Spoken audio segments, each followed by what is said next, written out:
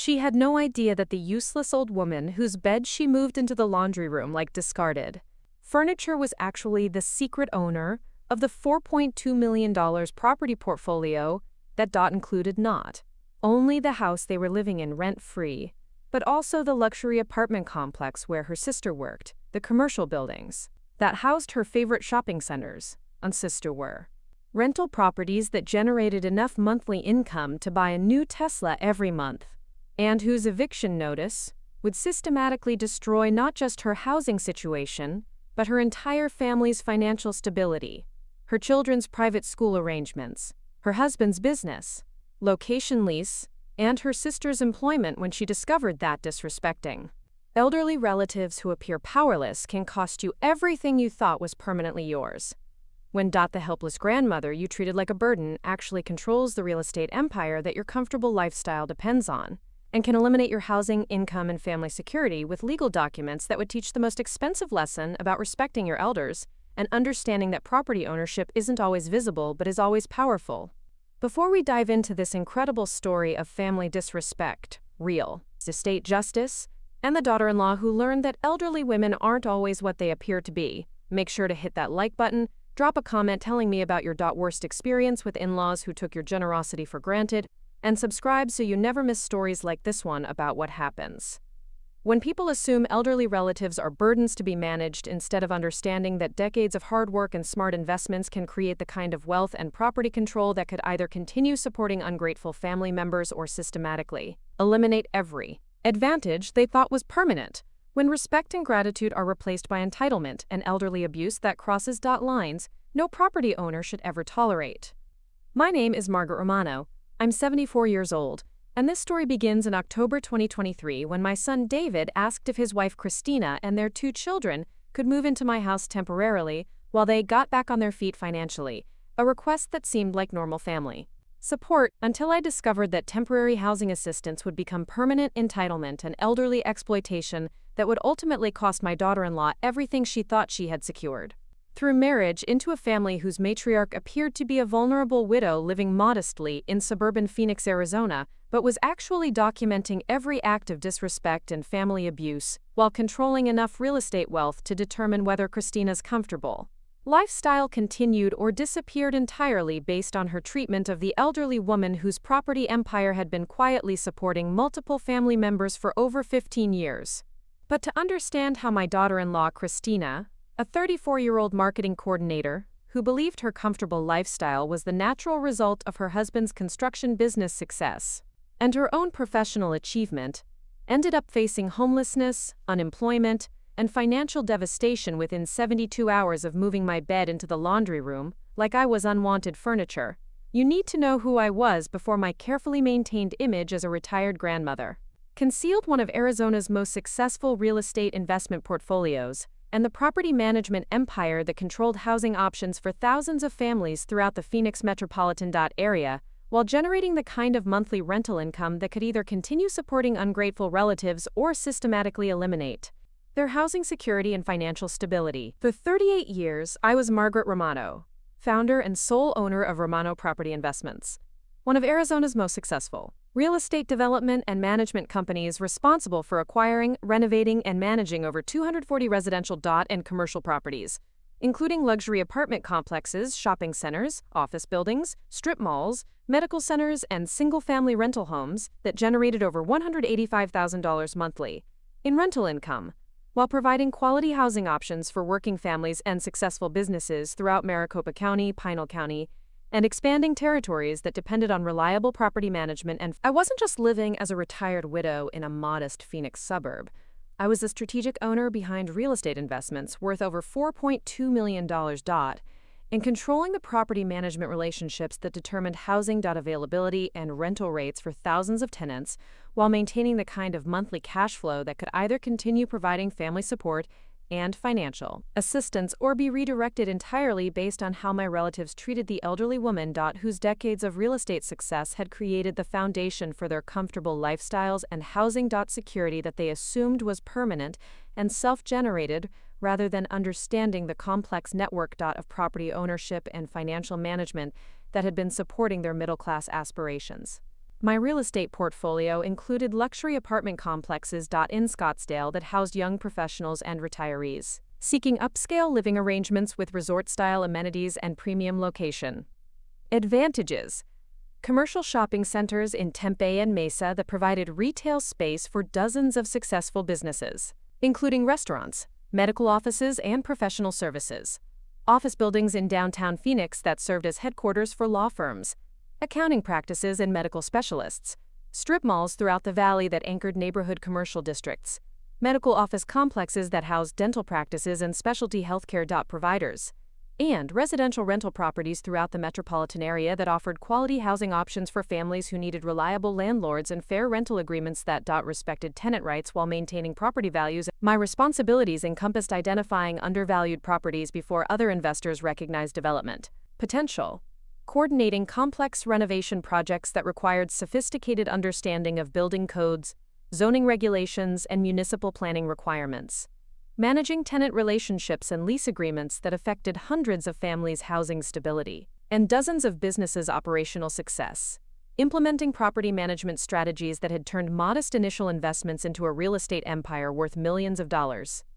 MyUL providing ethical housing options and employment opportunities for property management professionals, construction workers, maintenance staff, leasing agents, and administrative personnel throughout the Phoenix metropolitan area and surrounding communities. But these achievements only tell part of the story about the complexity and critical importance of ethical real estate investment at the highest levels of property development and tenant management. When you're responsible for housing that affects thousands of families' living situations, managing commercial properties that determine small business success and employment opportunities for entire communities, and maintaining rental properties that must balance profitability with tenant rights and community development, every decision carries enormous weight and consequences that extend far beyond individual property success to impact entire neighborhoods, local economic development, housing affordability, and community stability throughout rapidly growing metropolitan areas where real estate decisions affect generations of residents and business owners.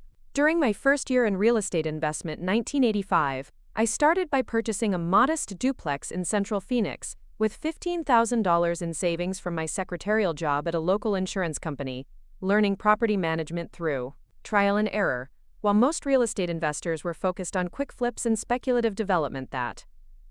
ignored long-term community impact and tenant welfare. While other investors pursued rapid profit maximization and property speculation that prioritized short-term gains over sustainable development, I focused on understanding neighborhood development patterns, building relationships with reliable contractors and property managers, and creating rental properties that served working families who needed quality housing at fair prices from landlords who understood that successful real estate investment required ethical practices and community responsibility rather than tenant exploitation and profit maximization. That first duplex investment taught me essential lessons about property management, tenant relations, and the importance of treating real estate development as community service, rather than simply generating profits through rent increases and tenant exploitation. I learned to evaluate property potential carefully by analyzing neighborhood demographics, school district quality, employment opportunities, and long-term development plans, maintain buildings to the highest standards through regular maintenance and thoughtful improvements, and build relationships with tenants, contractors, city officials, and fellow property owners that would become the foundation for decades of successful real estate development and ethical property management that served families and businesses, while generating excellent returns for investors who understood that sustainable real estate success required respecting both. By 1995, my property portfolio had grown to include 36 different residential and commercial properties throughout the Phoenix area, including apartment complexes, single-family rentals, duplexes, small shopping centers, and medical office buildings that were carefully selected and managed conservatively, allowing me to weather the early 1990s real estate recession that destroyed many speculative property investors, while actually expanding my holdings by purchasing quality properties from over-leveraged developers who had focused on rapid expansion rather than sustainable property management and long-term tenants. The 1990s proved to be a decisive decade for establishing Romano Property Investments as a major force in ethical real estate development throughout Arizona.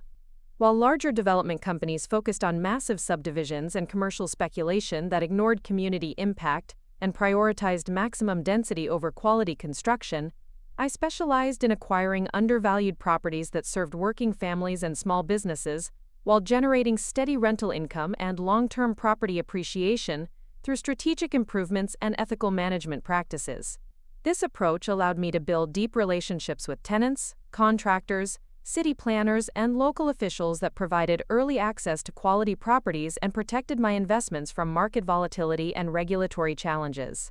One of my most significant early successes involved purchasing and renovating a severely neglected 48-unit apartment complex in Tempe that had been poorly managed by previous owners who had exploited tenants through excessive rent increases, deferred maintenance, and substandard living conditions that violated city housing codes. The project required coordinating with city officials to address code violations, obtaining complex renovation permits for structural improvements, and managing construction that took 2 years and cost $820,000. But the result was a beautifully renovated apartment community that provided quality housing for young professionals and families, while generating over $38,000 monthly in rental income that funded dozens of subsequent property acquisitions and community development projects throughout the valley.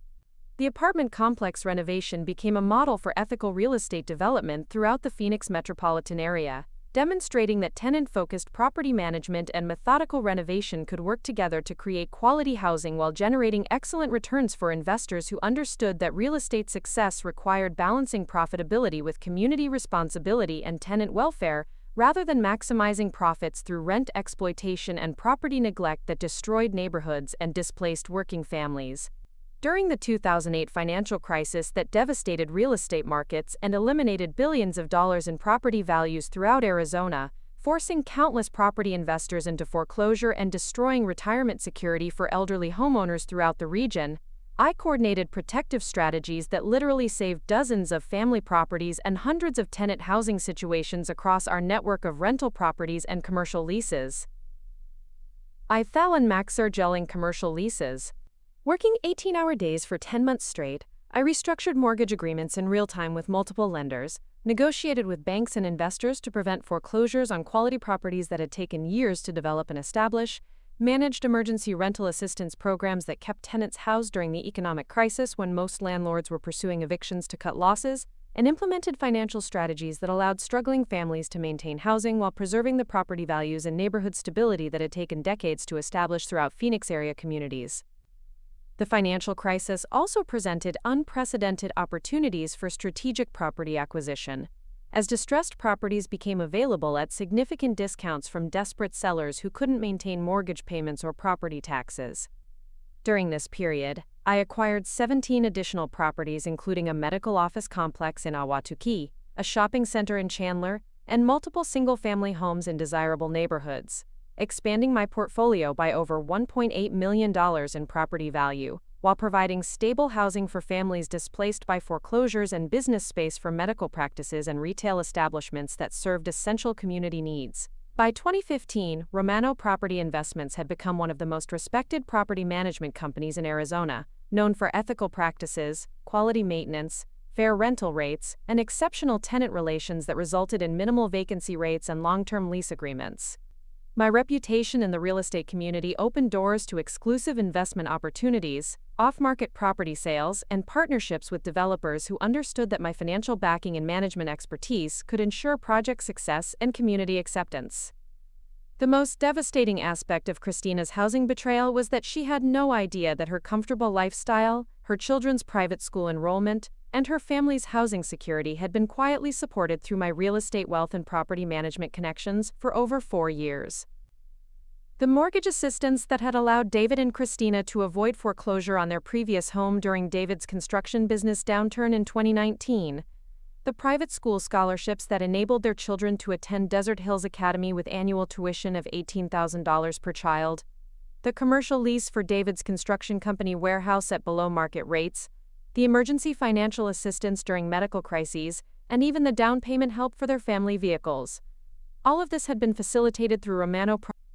David's construction business, Romano & Sons Construction, operated from a 4,800 square foot warehouse and office complex that I owned in the Deer Valley area, paying $2,400 monthly rent for space that typically commanded $4,200 monthly in the current market.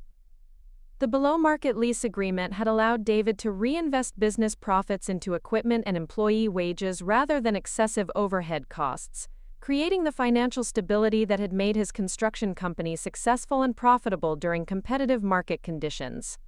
Christina's sister Maria worked as a leasing agent at Sunset Vista Apartments, a 156-unit luxury complex in Scottsdale that I had acquired and renovated in 2018. Maria's $52,000 annual salary and excellent benefits package existed because I had specifically created the position and requested that the property management company hire a candidate with Maria's qualifications, understanding that stable employment for extended family members strengthened overall family financial security and provided networking opportunities within the real estate and property management industries.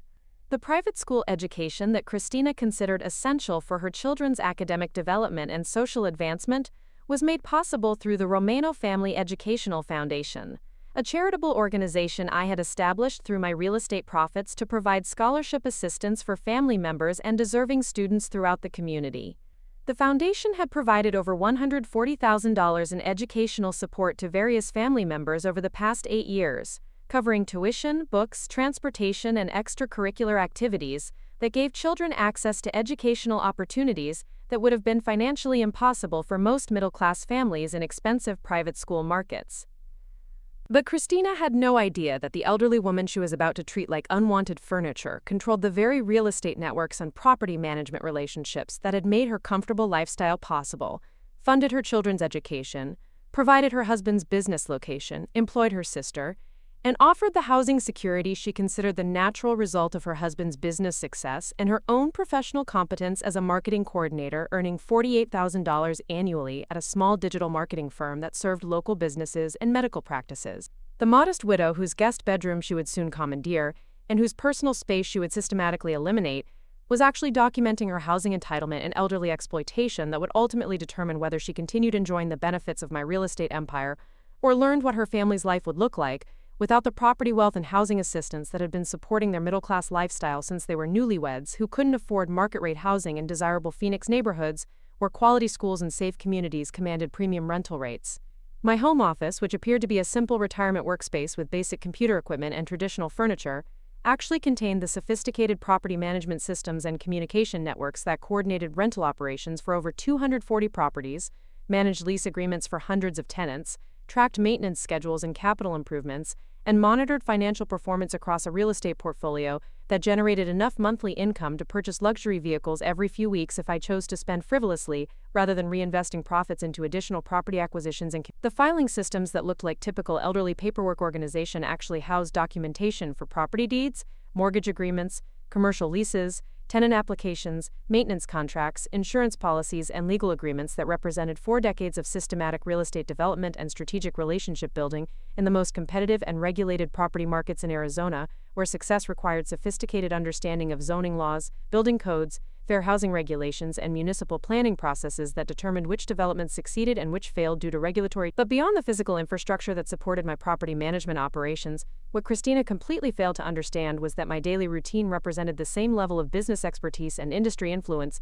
that had earned Romano Property Investments recognition as one of Arizona's most successful private real estate development companies, featured in commercial real estate publications, and consulted by municipal planning departments seeking guidance on affordable housing development and neighborhood revitalization that affected housing outcomes for thousands of families throughout the Phoenix metropolitan area and surrounding communities. My morning schedule included reviewing property maintenance reports from 8 different maintenance supervisors, analyzing rental market data from commercial real estate databases that cost $8,400 annually to access, and coordinating with property managers who supervised lease operations for apartment complexes, shopping centers, office buildings, and single-family rentals that employed over 60 maintenance workers, leasing agents, and administrative staff who understood that their job security and advancement opportunities depended on maintaining the excellent reputation and operational standards that distinguished Rome. The phone conversations that Christina would overhear during her residency weren't just social calls with elderly friends. They were strategic consultations with commercial real estate attorneys who specialized in property law and tenant relations,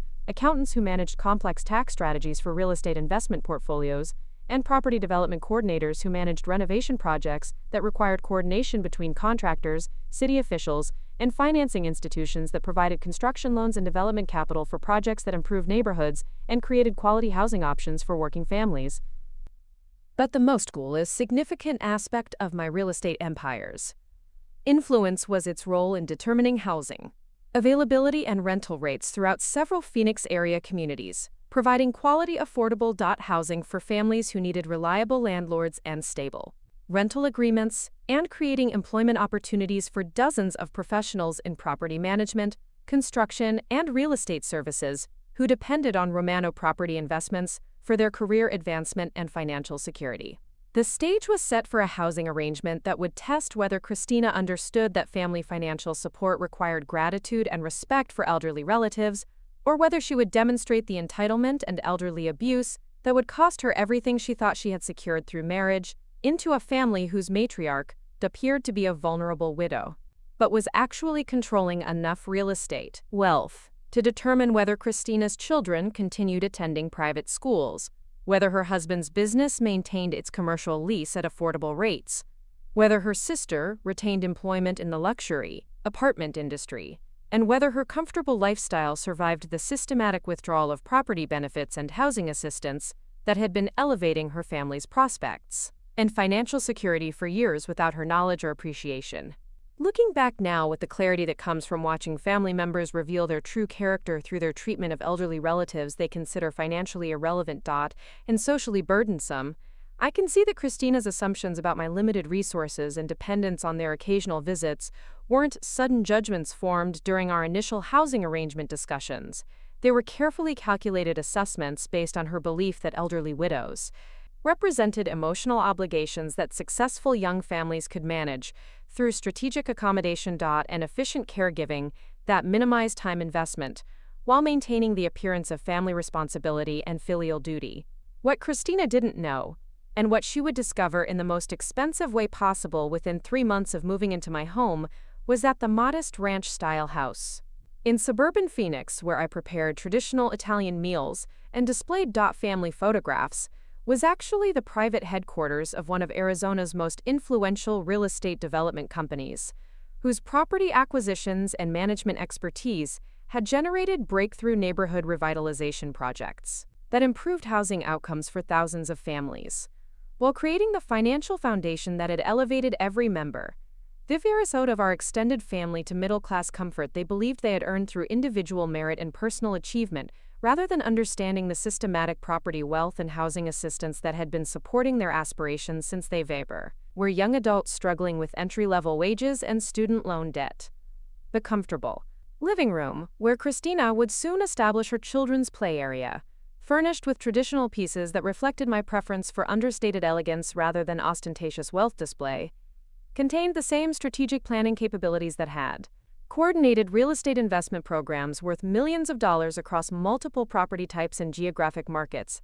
throughout Arizona. The family photos and graduation pictures that covered my mantelpiece weren't just proud grandmother displays. They were visual documentation of educational achievements that had been systematically supported through my real estate profits and industry connections that most family members had never questioned or investigated because they assumed their success was entirely self-generated. The kitchen where I prepared elaborate Sunday dinners for ungrateful relatives was equipped with secure communication systems that allowed me to coordinate with property managers, construction supervisors, and municipal planning officials who managed zoning approvals and building permits that determined which development projects succeeded and which promising real estate investments failed due to regulatory challenges or community opposition. The dining room table where Christina would soon establish her home office workspace had hosted strategic planning sessions with commercial real estate attorneys, tax accountants, and development financing specialists who controlled funding allocation for apartment complex renovations,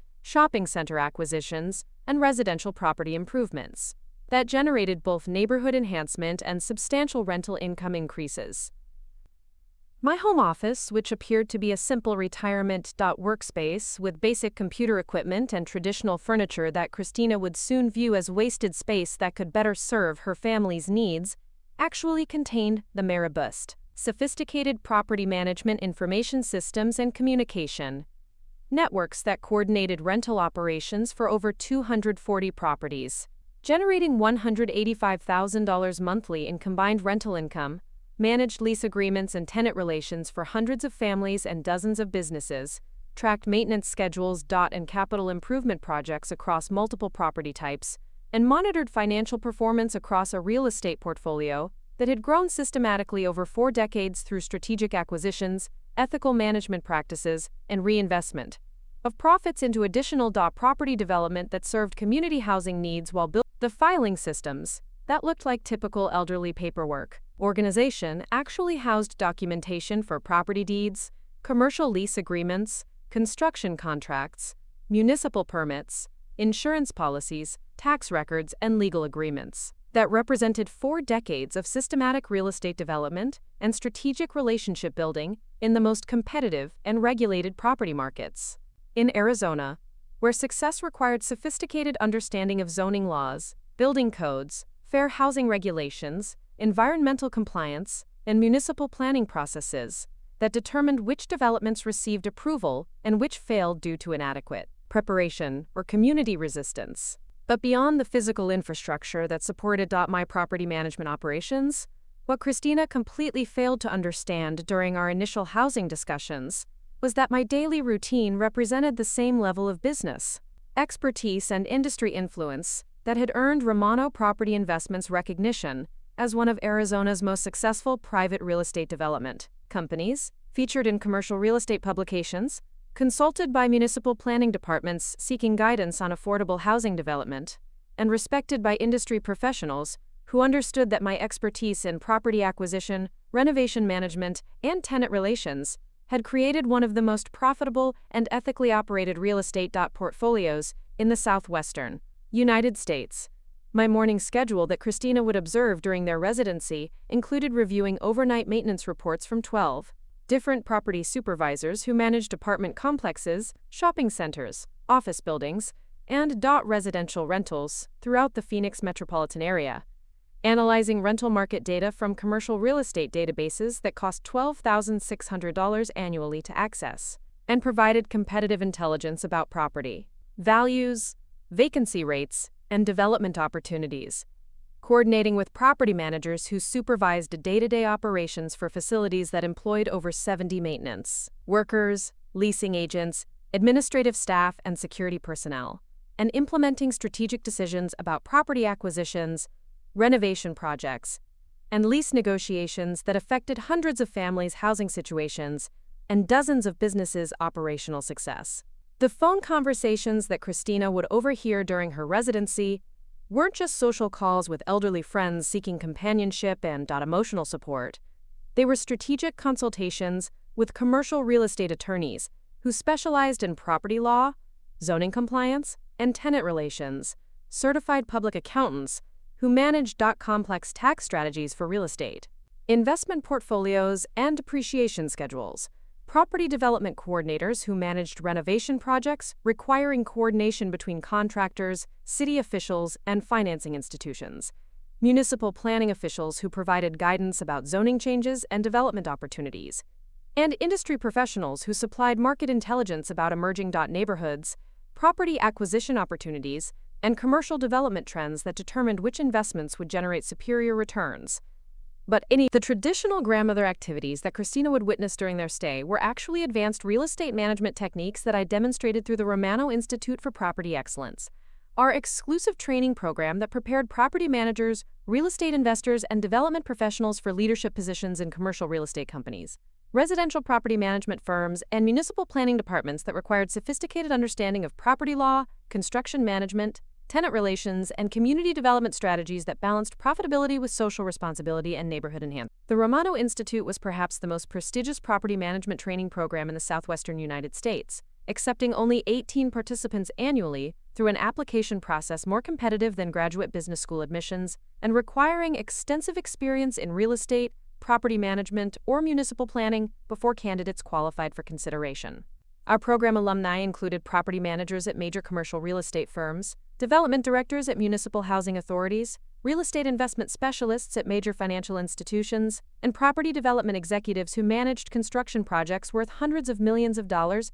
and affected housing outcomes for thousands of families throughout Arizona, Nevada, and California. Students paid $85,000 for our intensive 12-month program, which included hands-on training in property acquisition analysis, internships at our management facilities, and personal mentorship from me and our network of real estate professionals who managed commercial properties, residential developments, and municipal planning departments that created housing policy and development guidelines for rapidly growing metropolitan areas throughout the southwestern United States, where population growth demanded sophisticated planning and ethical development practices. The waiting list for admission to the Romano Institute extended over 2 years, and we regularly declined applications from property managers at Fortune 500 real estate companies who didn't meet our standards for ethical practices, community responsibility, and commitment to tenant-focused property management that distinguished our approach from profit-driven development that prioritized maximum rental income over housing quality and neighborhood stability considerations that should guide responsible real estate investment and community development.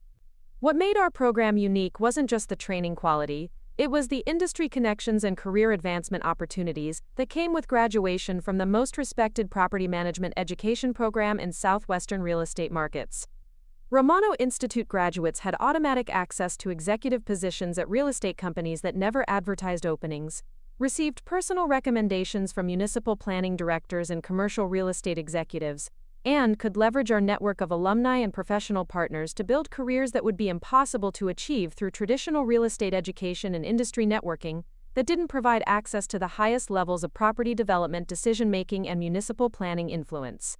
Christina's comfortable lifestyle, which she considered the result of personal achievement and her husband's business success, was actually dependent on relationships with property owners and real estate development companies that existed because of exclusive partnerships and strategic investments that I controlled through decades of ethical development and community-focused property management that had taken 40 years to establish through consistent excellence in tenant relations and neighborhood enhancement that served working families while generating the financial returns necessary for continued property acquisition and community development projects. David's construction business, Romano & Sons Construction, operated from facilities and maintained commercial relationships that reflected not only his construction skills and project management competence, but also the institutional trust and real estate industry reputation that my property development success provided to contractors seeking municipal contracts and commercial development projects.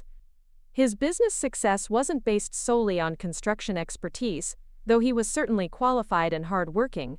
but on the industry relationships and municipal connections that my reputation provided to construction companies seeking strategic partnerships with property developers and planning departments. The commercial lease that allowed David's construction company to operate from a 4,800 square foot warehouse and office complex in the Deer Valley area at $2,400 monthly rent, nearly $1,800 below market rate, had been structured to provide him with competitive advantages in bidding for construction projects and equipment storage that required substantial facility space. The below-market lease wasn't just family generosity, but strategic business development that allowed David's company to reinvest profits into equipment purchases, employee wages, and business expansion that created employment opportunities for skilled tradesmen and contributed to local economic development. The construction projects that had established David's reputation as a reliable contractor specializing in residential renovations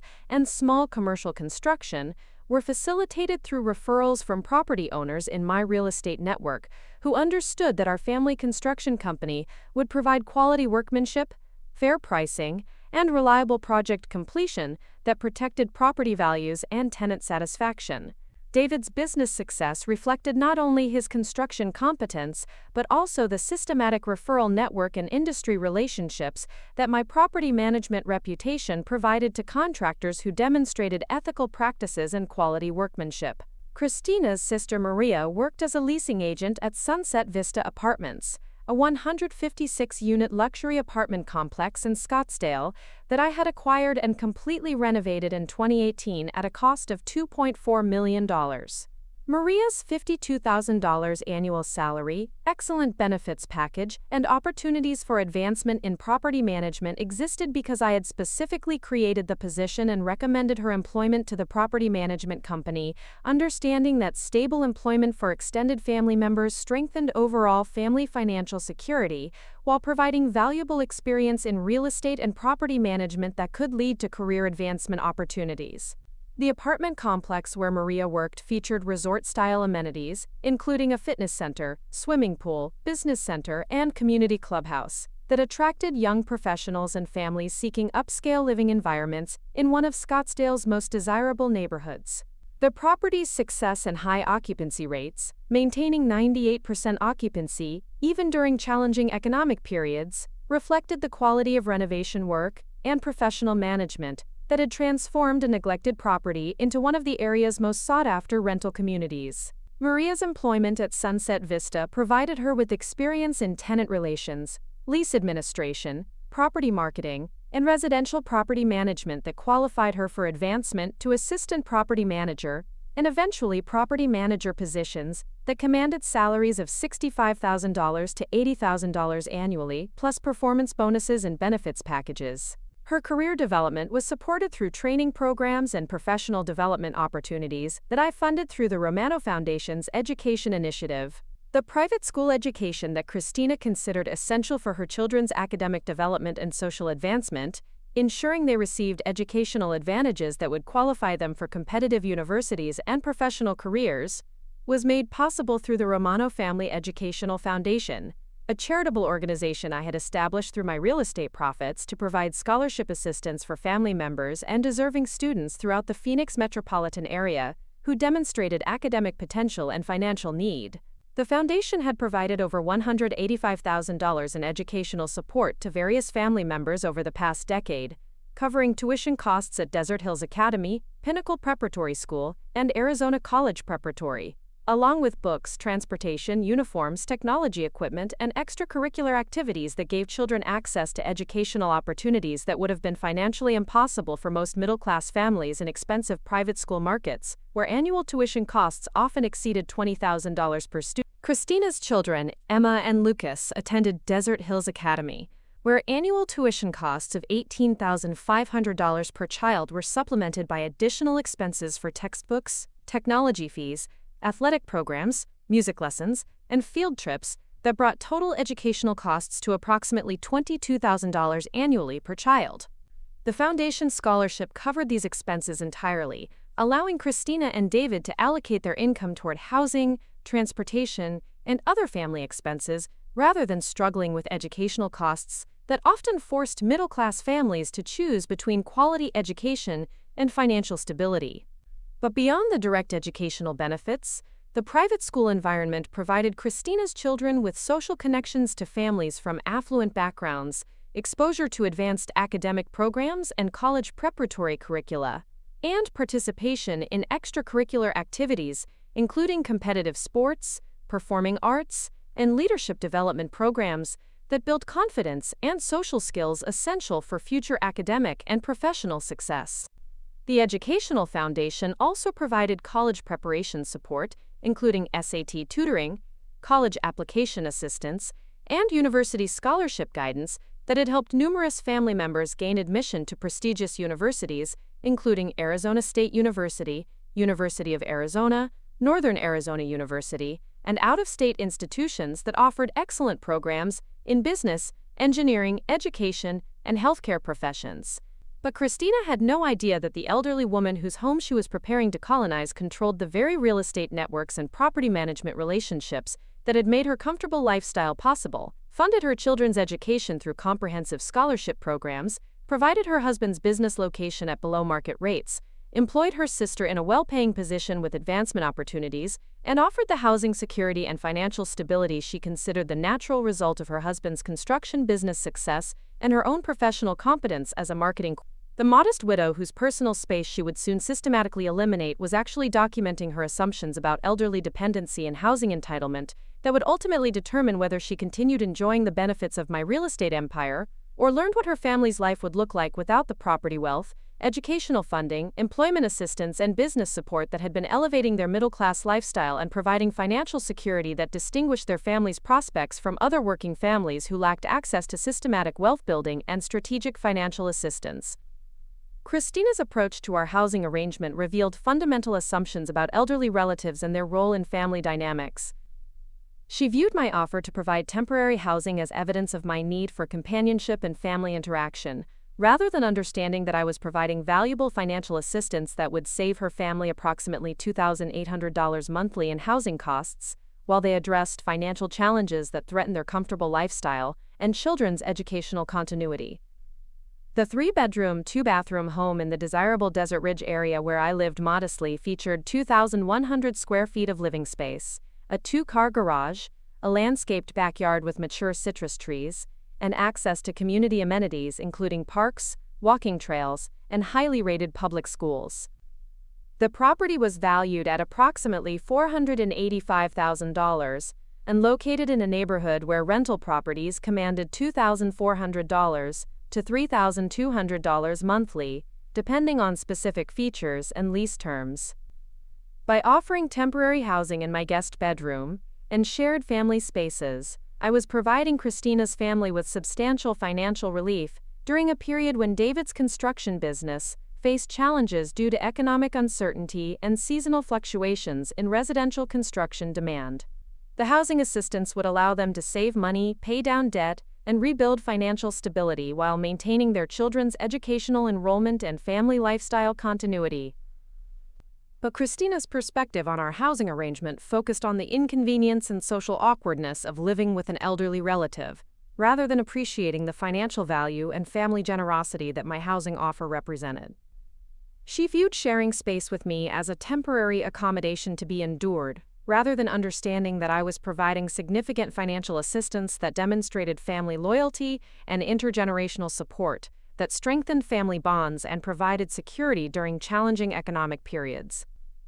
The guest bedroom where Christina's family would initially stay was furnished with quality pieces, including a queen-size bed, dresser, nightstands, and adequate closet space that could accommodate a family's temporary housing needs, while they addressed financial challenges and planned their next permanent housing situation.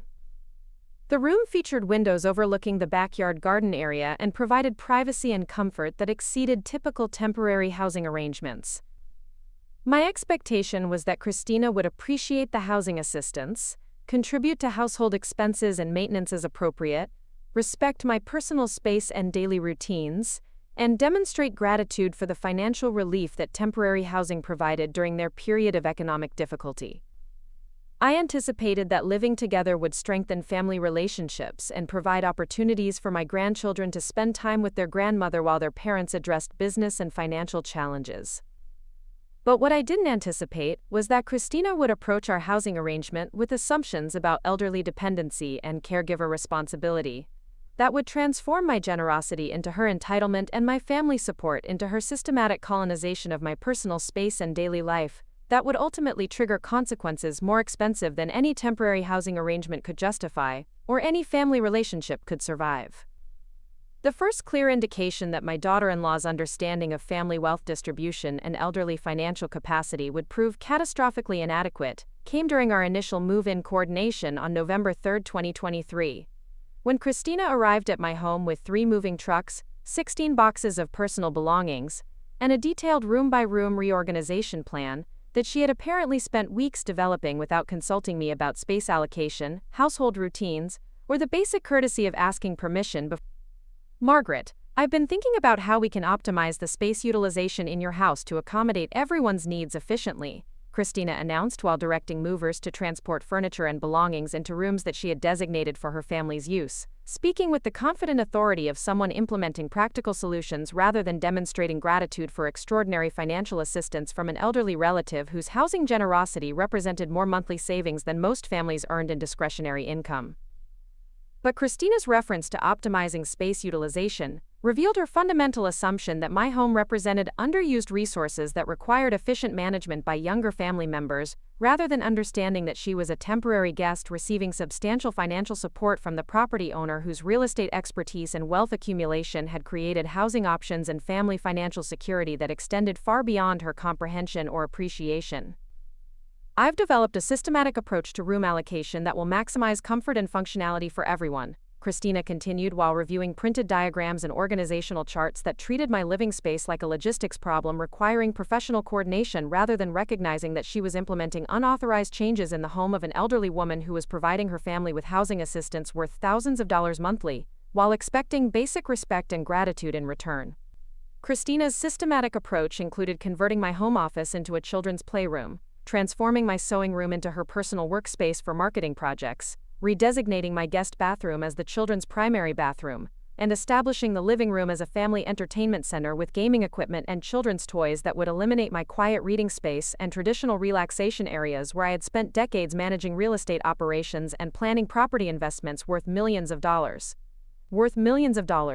The kids really need dedicated space for their school projects and recreational activities, Christina explained while directing movers to install a large television, gaming console, and toy storage systems in my living room, obviously assuming that my preferences for quiet, organized living spaces would adapt to accommodate her children's needs rather than understanding that successful property owners and real estate investors required peaceful, professional environments for managing complex business operations and strategic planning that affected hundreds of families' housing situations. But Christina's assumption that my living spaces could be reorganized to serve her family's convenience revealed her complete failure to understand that she was temporarily staying in the private residence of a successful businesswoman whose daily routines included managing property operations, coordinating with professional staff, and conducting strategic planning sessions that required quiet, organized environments rather than chaotic family activity centers that interfered with real estate management responsibilities and professional obligations.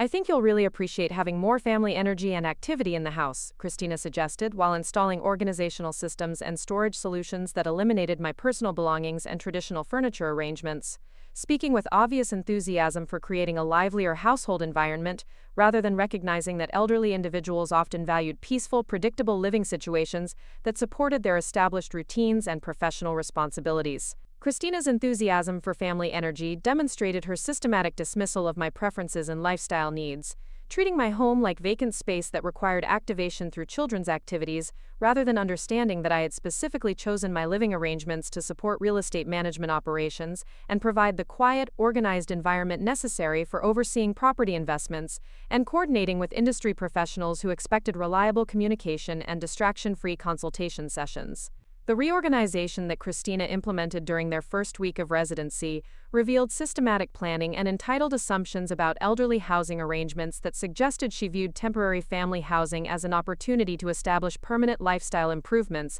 rather than expressing gratitude for extraordinary financial assistance that most families never received from elderly relatives who had accumulated substantial wealth through decades of strategic business development and ethical property management. David and I really appreciate you sharing your space with us, Christina mentioned while rearranging my kitchen to accommodate her cooking preferences and family meal planning, adding the obligatory gratitude statement that preceded her systematic elimination of my household routines and personal preferences, rather than demonstrating genuine appreciation through respectful behavior and consideration for the elderly woman whose real estate wealth had been supporting her family's financial stability for years. But Christina's expression of appreciation was immediately contradicted by her actions, which included relocating my kitchen appliances to accommodate her cooking equipment, reorganizing my pantry and storage systems to serve her family's dietary preferences, and establishing meal planning and preparation schedules that prioritized her children's preferences over my traditional eating habits and nutritional requirements that had been successfully maintaining my health and energy levels for decades.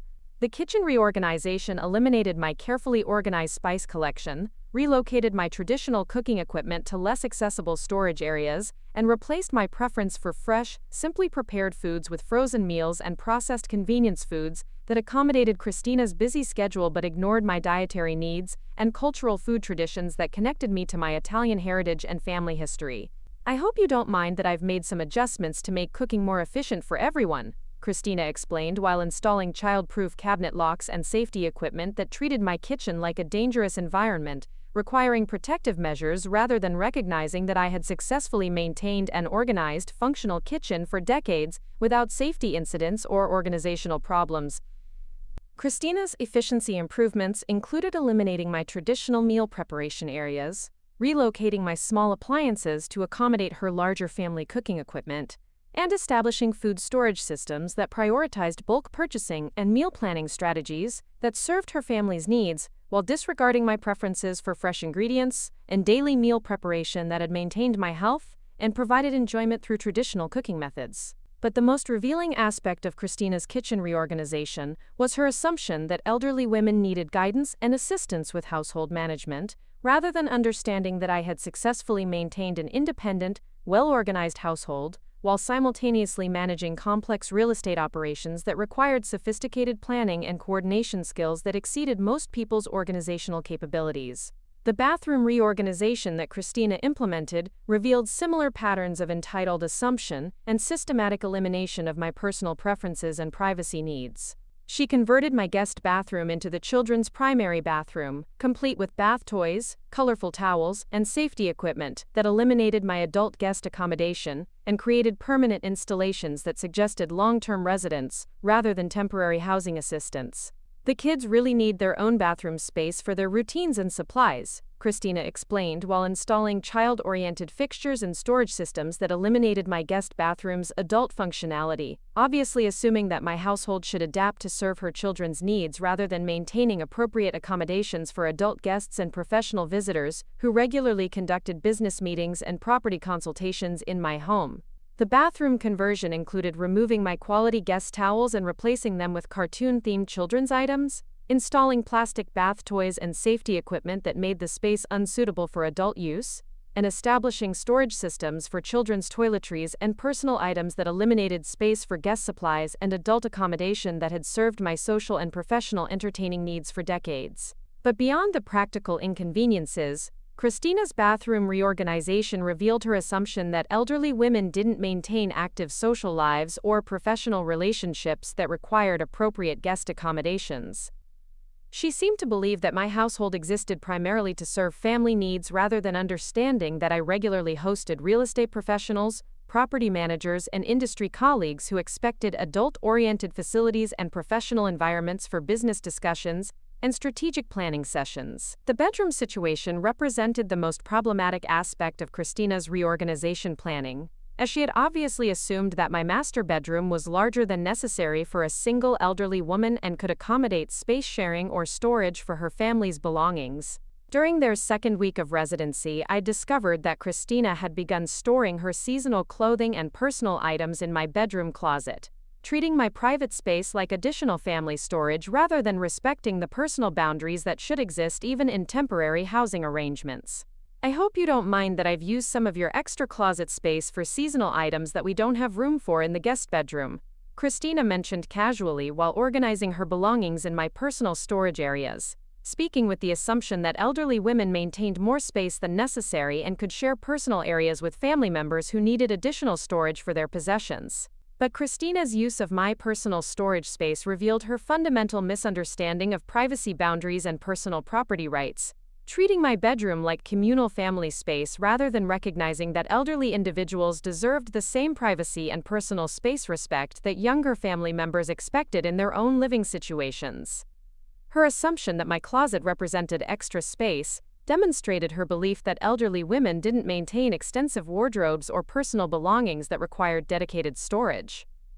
The invasion of my personal bedroom space was particularly problematic because it contained not only my personal clothing and private belongings, but also secure storage for important real estate documents, legal agreements, and business records that required confidential handling and protected access. Christina's casual use of my bedroom storage could potentially compromise sensitive business information and legal documents that controlled millions of dollars in property assets and affected hundreds of families' housing situations. My bedroom closet contained fireproof storage systems for property deeds, insurance policies, legal contracts, and financial records that documented ownership of over 240 properties throughout Arizona, along with personal items including jewelry, family heirlooms, and private documents that required secure storage and controlled access. Christina's unauthorized use of my personal storage space represented a serious violation of privacy and potential security risk for confidential business information. But the most troubling aspect of Christina's progressive colonization of my personal space was her obvious assumption that elderly relatives should adapt their lifestyles and personal preferences to accommodate younger family members' needs,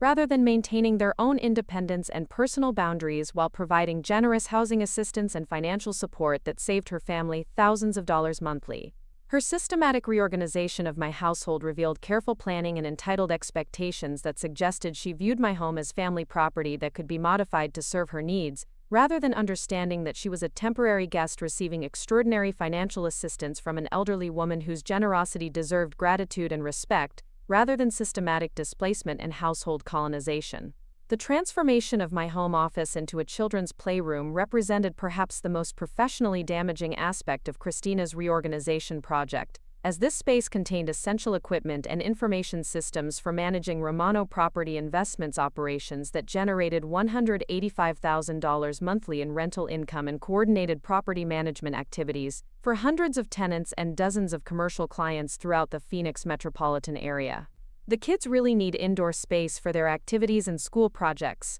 Christina explained while directing the removal of my desk, filing systems, and business equipment to make room for children's toys, art supplies, and recreational equipment, obviously assuming that elderly women didn't maintain active professional responsibilities that required dedicated workspace and organized business environments.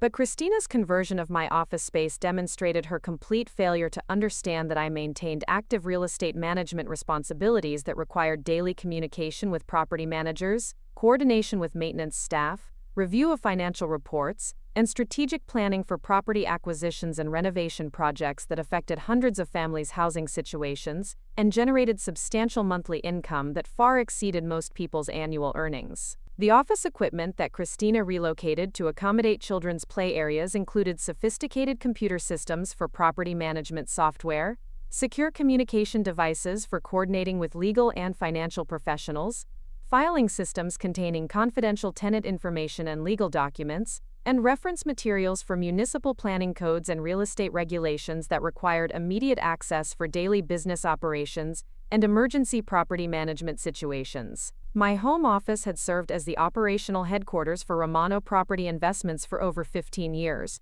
providing the quiet, organized environment necessary for reviewing maintenance reports, coordinating property acquisitions, managing tenant relations, and conducting strategic planning sessions with real estate professionals who expected professional business environments and reliable communication systems for complex property development and investment coordination. The elimination of my office space forced me to conduct business operations from my bedroom, using a small desk and limited storage that compromised my ability to manage property operations efficiently and professionally. The disruption affected my daily routines for reviewing rental income reports, coordinating with property managers, and responding to maintenance emergencies that required immediate attention and professional handling to maintain tenant satisfaction and property values.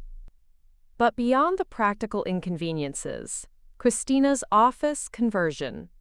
revealed her assumption that elderly tenants, women didn't maintain professional responsibilities or business operations that required respect and accommodation. She seemed to believe that retirement meant complete elimination of professional activities rather than understanding that successful real estate investors often maintained active management roles and strategic oversight that required dedicated workspace and professional environments. The progressive expansion of Christina's family's presence throughout my home continued over the following weeks, as she systematically established permanent installations and lifestyle modifications that suggested long-term residence rather than temporary housing assistance.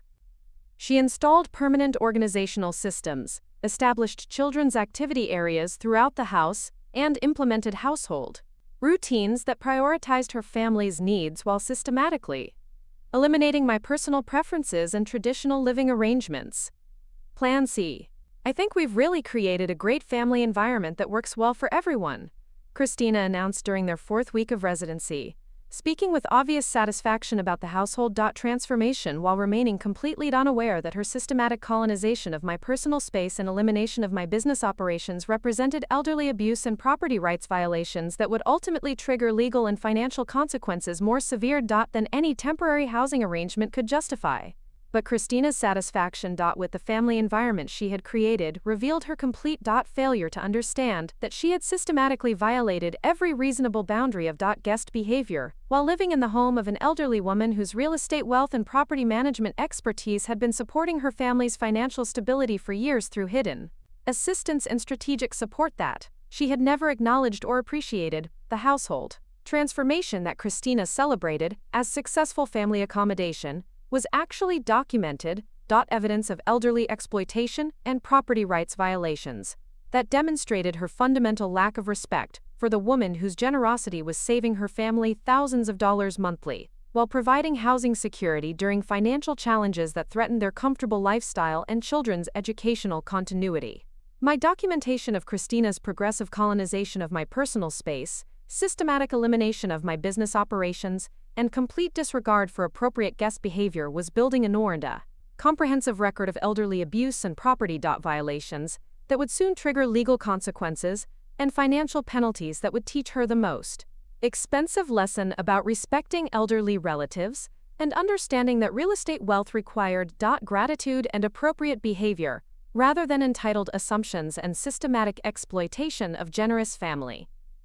members who had accumulated substantial wealth through decades of ethical business development and strategic property investment. The true scope of what Christina had unknowingly invaded became clear during the third week of November 2023, when her systematic colonization of my home office forced me to relocate essential business operations to temporary workspaces that revealed the staggering complexity and financial magnitude of the real estate empire she had dismissed as, quote, grandmother activities, while converting my professional headquarters into a children's playground filled with toys and art supplies that eliminated decades of carefully organized property management systems and confidential business operations worth millions of dollars. What Christina observed as elderly paperwork and simple computer usage was actually the nerve center of Romano Property Investments, a real estate empire that owned and managed properties, generating $185,000 monthly in rental income across 240-plus residential and commercial properties throughout Arizona, Nevada, and expanding into California markets where strategic acquisitions had positioned our company as one of the most successful private real estate development firms in the southwestern United States, with assets valued at over $4.2 million and growing through reinvestment and strategic property acquisitions that served thousands of families while generating wealth that could either continue supporting ungrateful relatives or be systematically withdrawn based on their treatment of the elderly woman whose business acumen had created their comfortable lifestyles. The computer systems that Christina had relocated to accommodate children's play areas contained proprietary property management software worth $45,000 annually in licensing fees, sophisticated financial tracking programs that monitored rental income and property expenses across multiple markets, tenant management databases containing confidential information for over 800 rental units, maintenance coordination systems that scheduled repairs and improvements across hundreds of properties, and strategic planning applications that analyzed market trends and investment opportunities in emerging neighborhoods. But these technological systems represented only the visible infrastructure of business operations that extended far beyond anything Christina could comprehend from her perspective as a marketing coordinator earning $48,000 annually at a small digital marketing firm. The real scope of Romano Property Investments encompassed strategic partnerships with municipal planning departments, exclusive relationships with commercial construction companies, preferential financing arrangements with regional banks, and industry connections that provided early access to off-market properties and development opportunities that generated superior returns for investors who understood real estate markets and possessed the financial resources to capitalize on emerging trends.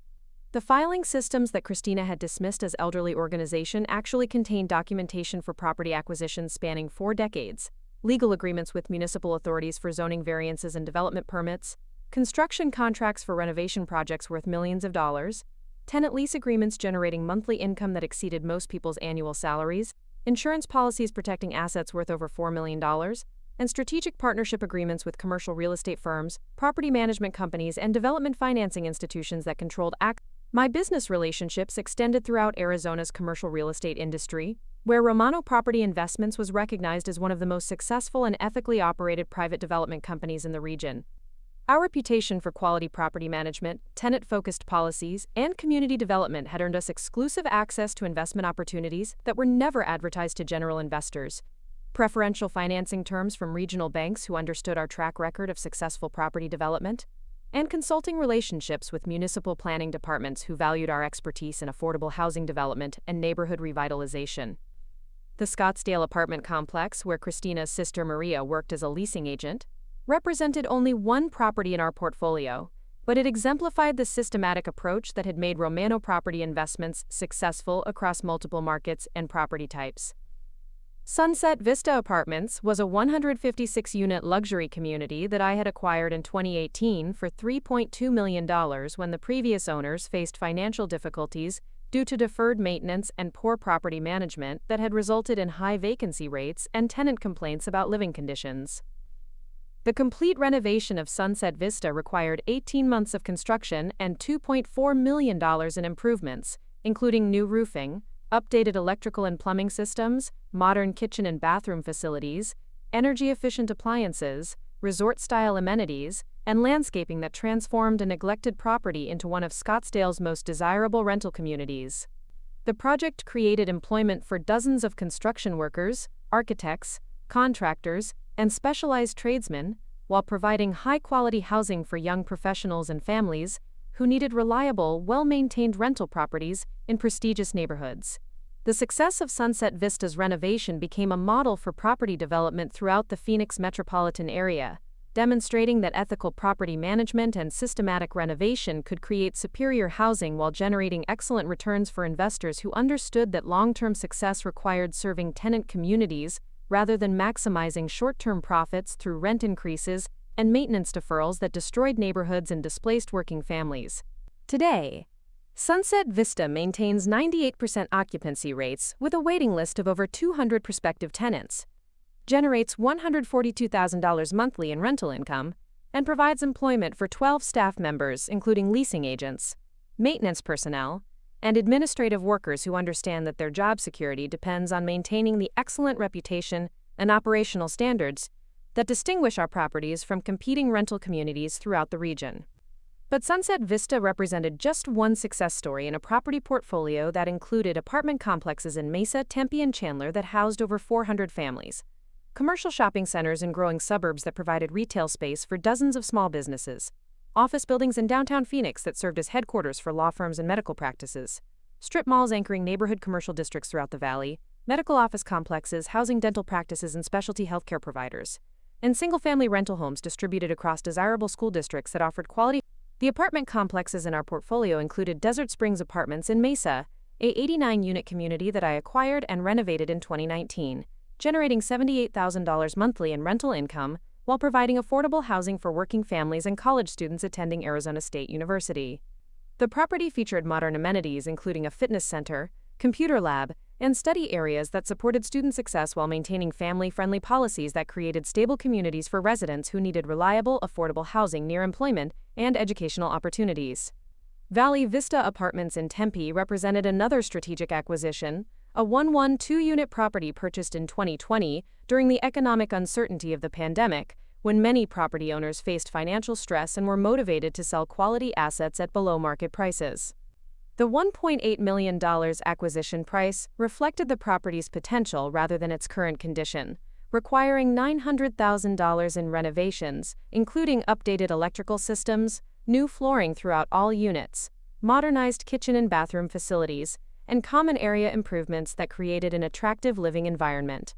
The renovation of Valley Vista created employment for local contractors and tradesmen during a period when construction work was limited, demonstrating our commitment to community development and economic support even during challenging economic conditions. Today, the property generates $98,000 monthly in rental income, maintains 96% occupancy rates, and provides quality housing for young professionals working in Tempe's growing technology and healthcare sectors. Our commercial property portfolio included Deer Valley Shopping Center, a 45,000-square-foot retail complex that I developed in 2017 through acquisition of an underutilized property and strategic renovation that created modern retail spaces for restaurants, medical offices, and professional services. The shopping center provides employment for over 150 people working in various businesses, generates $38,000 monthly in rental income, and serves as a community anchor for the growing Deer Valley neighborhood, where families needed local access to healthcare, dining, and professional services. The development of Deer Valley Shopping Center required coordination with municipal planning departments, management of complex zoning and permitting processes, and oversight of construction that included parking lot expansion, building facade improvements, and infrastructure upgrades that enhanced the property's attractiveness to quality tenants. The project demonstrated how strategic commercial development could serve community needs while generating substantial returns for investors who understood retail market trends and community development patterns. Phoenix Professional Center represented our expansion into medical office properties, a 28,000 square foot complex housing dental practices, specialty medical clinics, and healthcare support services that serve thousands of patients throughout the valley. The property generates $42,000 monthly in rental income while providing essential healthcare access for underserved communities where medical facilities were limited and patients often faced long commutes for specialized care. This is for specialized care. The medical office complex required specialized construction and infrastructure, including advanced electrical systems for medical equipment, enhanced HVAC systems for patient comfort and infection control, and parking facilities that accommodated disabled patients and medical equipment delivery. The development created employment for healthcare professionals and support staff while improving community access to quality medical care. Our single-family rental portfolio included over 80 properties distributed throughout desirable school districts in Chandler, Gilbert, Glendale, and Peoria, providing quality housing for working families who needed stable, well-maintained rental homes with reasonable lease terms and responsive property management. These properties generated combined monthly rental income of over $95,000, while offering families access to quality schools and safe neighborhoods that supported children's development and family stability.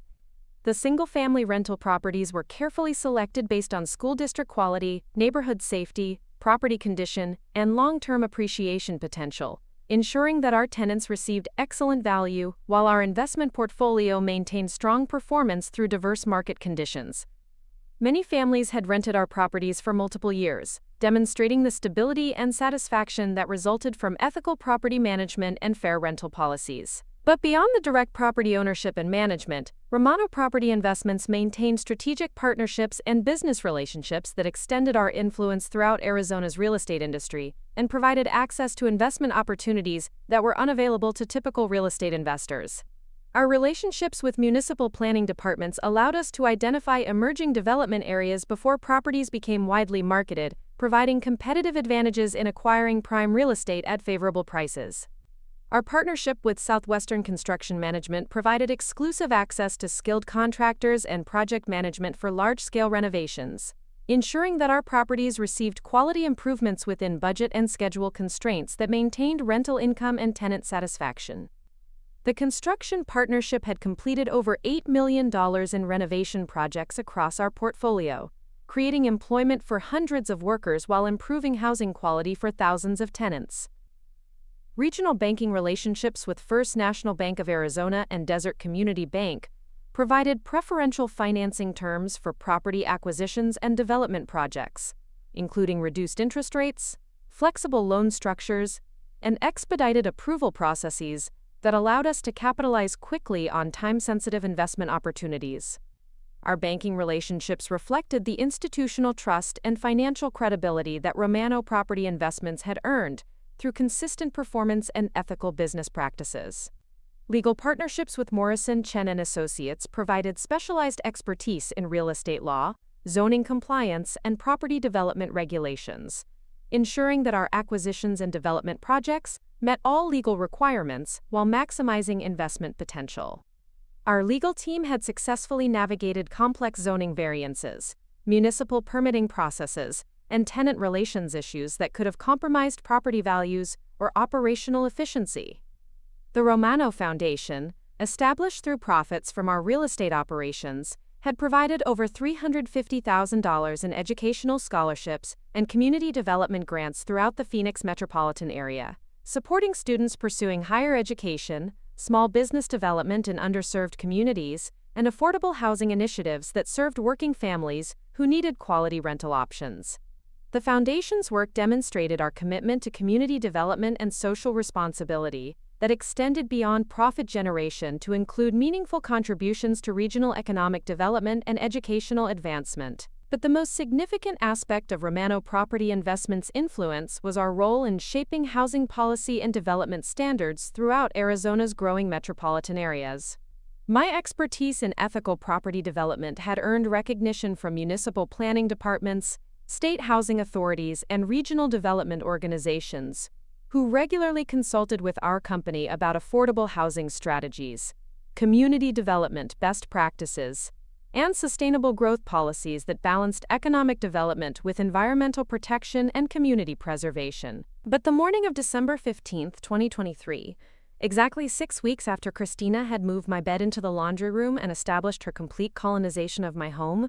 would become the most expensive day of her life when I implemented consequences that would teach her the true cost of elderly exploitation and property rights violations while demonstrating that real estate wealth isn't family property available for abuse, but private resources that belong to individuals who have earned the right to determine how their life's work benefits others based on demonstrated respect, gratitude, and appropriate behavior. The final escalation began on December 14th when Christina informed me that she and David had decided to make some permanent improvements to optimize the household functionality and would be converting my master bedroom into their family bedroom while relocating me to more appropriate accommodations in what had previously been my home office, the same office space she had already converted into a children's playroom, meaning she expected me to sleep in a room filled with toys and children's furniture, while she and David occupied my master bedroom with its private bathroom, walk-in closet, and quiet location away from Margaret. David and I have been thinking about the space allocation in the house, and we really think it makes more sense for our family to use the master bedroom since we need more space for our clothes, and the kids often come into our room at night, Christina announced while reviewing printed room diagrams and moving schedules that she had obviously planned without consulting me, speaking with the confident authority of someone implementing logical household improvements rather than recognizing that she was demanding that the property owner surrender her private bedroom to accommodate temporary guests who were already receiving $2,800. But Christina's reference to space allocation and logical household improvements revealed her complete transformation from grateful temporary guest to entitled permanent resident who believed she could redesign my living arrangements to serve her family's convenience while treating me like an inconvenient occupant in my own home, rather than understanding that she was proposing elderly abuse and property rights violations that would trigger legal consequences and financial penalties more severe than any housing arrangement could justify. We've already started moving some of our things into the master bedroom, and we can help you set up a comfortable sleeping area in the office space, Christina continued while directing David to transport their belongings into my private bedroom, obviously assuming that I would comply with their housing demands rather than recognizing that property owners have legal rights and elderly individuals deserve respect and appropriate treatment regardless of family relationships or temporary housing arrangements. The systematic violation of my property rights and personal boundaries that Christina had implemented over 6 weeks of residence had documented a clear pattern of elderly abuse, housing exploitation, and entitled behavior that violated every principle of appropriate guest conduct while demonstrating complete lack of appreciation for the financial assistance and family generosity that was saving her family thousands of dollars monthly during their period of economic difficulty. But Christina's demand that I surrender my master bedroom while sleeping in a children's playroom represented the final violation that would trigger immediate implementation of consequences that I had been preparing since their first week of residence. When her systematic colonization of my home and elimination of my business operations revealed her fundamental lack of respect for elderly relatives and complete ignorance about the source of her family's financial advantages and comfortable lifestyle. That evening, while Christina celebrated her successful bedroom acquisition and David installed their personal belongings in my private space, I spent the night implementing systematic consequences that would eliminate every financial benefit and business advantage that my real estate wealth had been providing to their family for over 6 years. Beginning with phone calls to property managers, educational institutions, commercial landlords, and employment supervisors who would learn that the Romano family financial support and business partnerships were being terminated immediately due to elderly abuse and property violations that demonstrated unacceptable behavior. Our company had been featured in Commercial Real Estate Weekly, Arizona Business Magazine, and Southwest Property Development Review for our innovative approaches to property renovation, tenant relations, and community-focused development that served local needs while generating sustainable returns for investors. The recognition reflected our success in demonstrating that ethical property management and community responsibility could coexist with profitable real estate investment and business success. Speaking engagements at Arizona State University's Real Estate Development Program, University of Arizona's Business School, and the Arizona Association of Realtors Annual Conference provided opportunities to share our expertise with emerging real estate professionals and established industry leaders who sought guidance about ethical development practices and sustainable business strategies in competitive real estate markets. The waiting list for consultation services with Romano Property Investments extended over 8 months as property developers, municipal planners, and institutional investors sought our expertise in market analysis, property acquisition strategies, and development planning that could ensure project success while serving community needs. And maintaining ethical business standards that built long-term relationships with tenants, local officials, and industry partners. International recognition came through the North American Property Management Association, where our company received the Excellence in Community Development Award for our work in neighborhood revitalization and affordable housing creation that improved living conditions for thousands of families while demonstrating that private real estate investment could serve public interests and social responsibility goals. But Christina remained completely unaware that the elderly woman whose business operations she had eliminated to create children's play space controlled enough real estate wealth and industry influence to determine housing options for thousands of families throughout Arizona, generated more monthly income than most people earned annually, and maintained professional relationships with municipal authorities, financial institutions, and development companies that could either continue providing hidden support for her family's comfortable lifestyle or systematically eliminate every advantage they had assumed was permanent and self-generated rather than understanding the complex network of property wealth and strategic assistance that had been elevating their middle-class aspirations for years without their knowledge or appreciation. The home office that Christina had converted into a playroom had served as the strategic planning center for real estate operations worth over $4.2 million,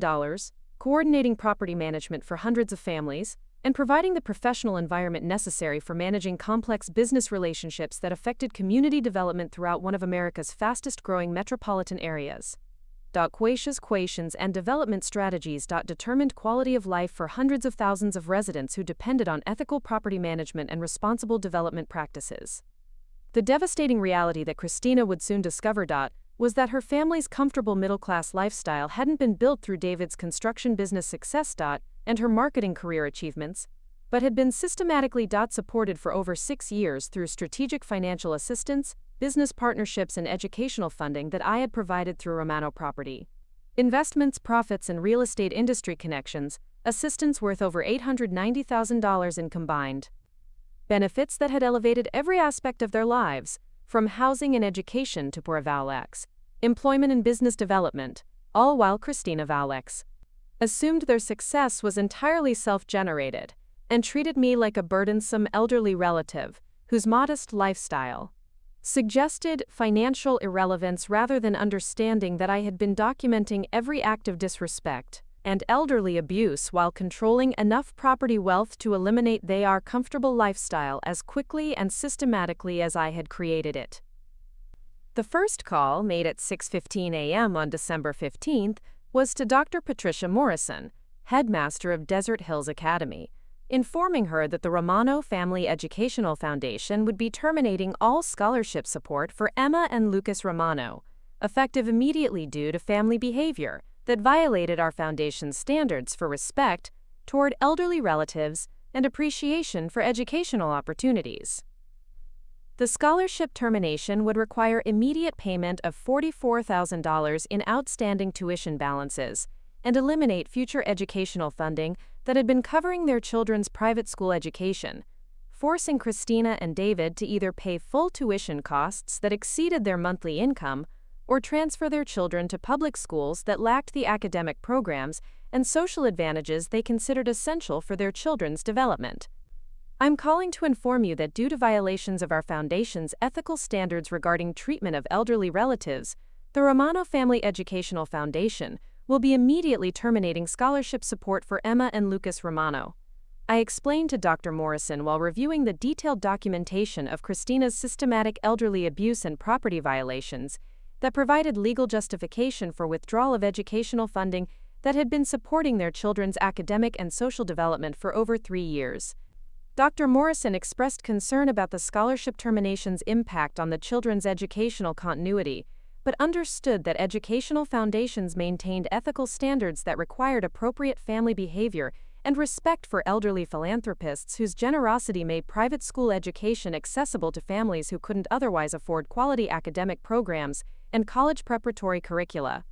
The second call, made at 6:45 a.m., was to Maria Gonzalez, property manager at Sunset Vista Apartments, instructing her to terminate Maria Romano's employment as leasing agent effective immediately due to family violations of professional standards and elderly abuse that compromised our company's reputation for ethical business practices and respect for elderly individuals. Maria's termination would eliminate her $52,000 annual salary and excellent benefits package, forcing Christina's sister to seek new employment in a competitive job market, where positions offering similar compensation and advancement opportunities were limited and typically required experience and qualifications that Maria had gained through her employment at our property.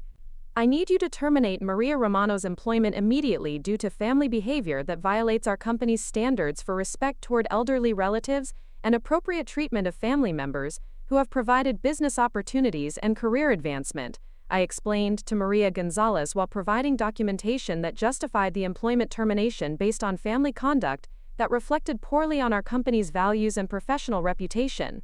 The employment termination would also eliminate Maria's health insurance coverage, retirement benefits, and professional development opportunities that had been preparing her for advancement to assistant property manager and eventually property manager positions that commanded higher salaries and increased responsibility within the real estate industry, where career advancement often depended on maintaining excellent professional reputation and ethical conduct. The third call, made at 7:20 a.m., was to James Chen, commercial leasing manager at Romano Property Investments, instructing him to initiate immediate eviction proceedings against Romano & Sons Construction for lease violations and inappropriate conduct by family members that violated our commercial lease agreement standards for professional behavior and respect toward property owners. The eviction would eliminate David's construction business location and force him to find new commercial space at market rates that would increase his monthly overhead costs by approximately $1,800, while disrupting his business operations and customer relationships that depended on reliable location and professional facilities. I'm instructing you to begin immediate eviction proceedings against Romano & Sons Construction due to lease violations and family conduct that demonstrates unacceptable treatment of elderly relatives and property owners, I explained to James Chen while providing legal documentation that supported eviction based on lease agreement violations and inappropriate family behavior that compromised our property's professional reputation and business standards. The commercial eviction would require David to relocate his construction equipment, tools, and business operations within 30 days, while seeking new commercial space in a competitive market where quality warehouse and office facilities commanded premium rental rates and typically required substantial security deposits and lease guarantees that could strain his business finances and operational capacity. The fourth call, made at 8 a.m., was to Dr. Richard Torres, Dean of Student Financial Aid at Arizona State University, informing him that Romano Foundation scholarship funding for extended family members would be terminated immediately, affecting 3 cousins who were currently receiving educational support for tuition, books, and living expenses that had made their university education financially possible. The scholarship terminations would force these students to either secure alternative funding through student loans and employment, or potentially withdraw from university programs that required full-time enrollment and academic focus. The fifth call, made at 8:30 a.m., was to Michael Roberts, regional manager at First National Bank of Arizona, instructing him to terminate the preferential loan arrangements and credit facilities that had been extended to Romano family members based on my personal guarantee and business relationship with the bank. The credit termination would eliminate access to favorable financing terms that had supported David's business equipment purchases and family financial management during periods of economic uncertainty and seasonal business fluctuations. But these immediate financial consequences represented only the beginning of systematic elimination of every advantage and benefit that my real estate wealth had been providing to Christina's family for years. The comprehensive destruction of their comfortable lifestyle would unfold over the following weeks as they discovered the extent of their dependence on property wealth and business relationships that they had never acknowledged or properly appreciated while assuming their success was entirely self-generated. The documentation of Christina's elderly abuse and property violations that I had been compiling for 6 weeks provided legal justification for pursuing additional consequences, including civil lawsuits for property damage, emotional distress, and elderly exploitation that could result in substantial financial penalties and legal judgments that would affect their credit ratings,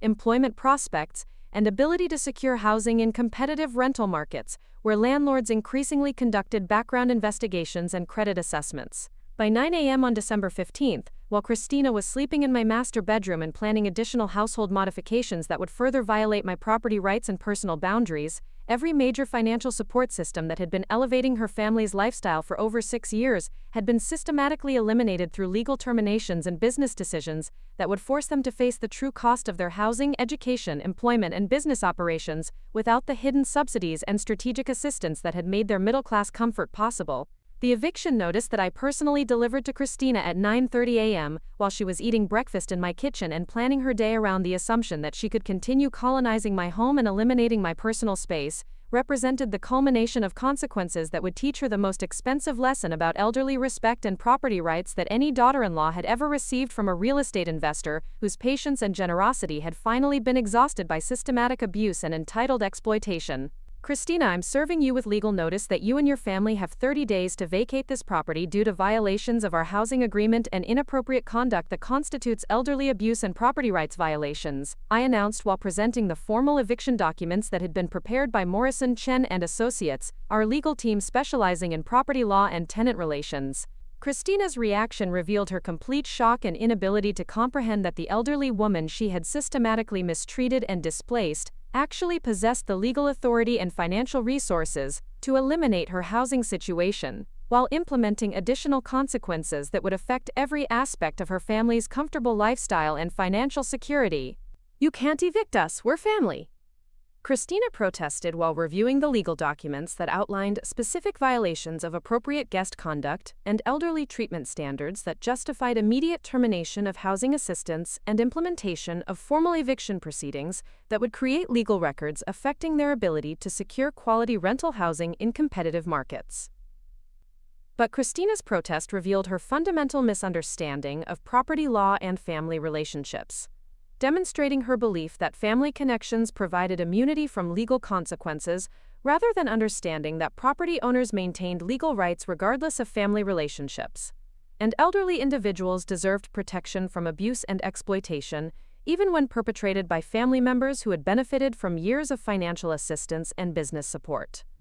Family relationships require mutual respect and appropriate behavior, Christina.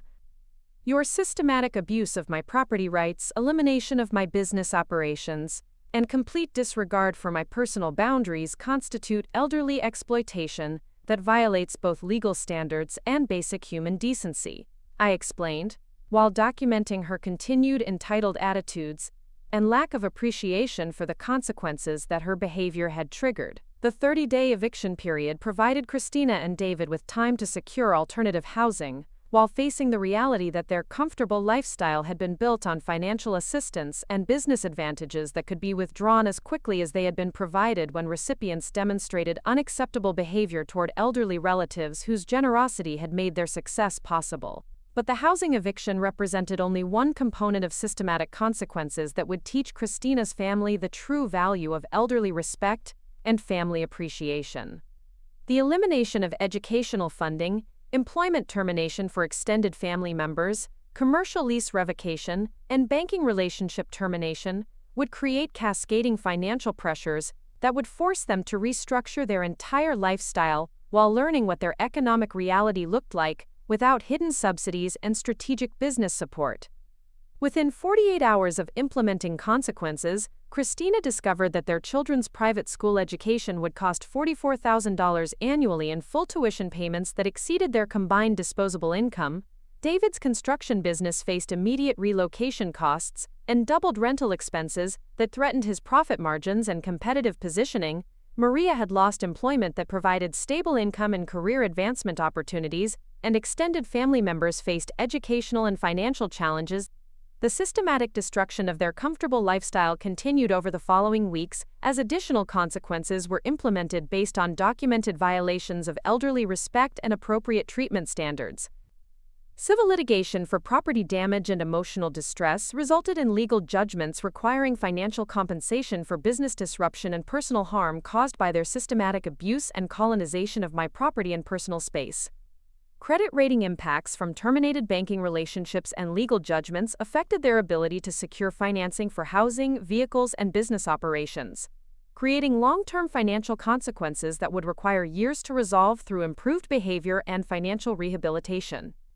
Employment prospects for family members were compromised by association with elderly abuse and legal violations that reflected poorly on their professional judgment and ethical standards. By February 2024, 10 weeks after implementing consequences, Christina's family had been forced to relocate to a rental apartment costing $2,800 monthly, exactly the amount they had been saving through my housing assistance, while their children attended public schools that lacked the academic programs and social advantages of private education. David's construction business operated from expensive commercial space that reduced his profit margins, and extended family members faced limited career prospects due to the legal settlements and financial judgments that resulted from elderly abuse litigation required Christina and David to establish payment plans for damages totaling $185,000, creating long-term financial obligations that would affect their lifestyle and economic security for years, while serving as permanent reminders of the cost of elderly exploitation and property rights violations.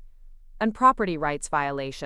the most significant consequence of Christina's systematic abuse and entitled behavior was the permanent elimination of access to family wealth and business relationships that had been supporting multiple generations of economic advancement and educational opportunities. The Romano Foundation's scholarship programs, business partnerships, and financial assistance that had elevated dozens of family members over decades of generous support would no longer be available to individuals who had demonstrated unacceptable treatment of elderly relatives and lack of appreciation for family generosity.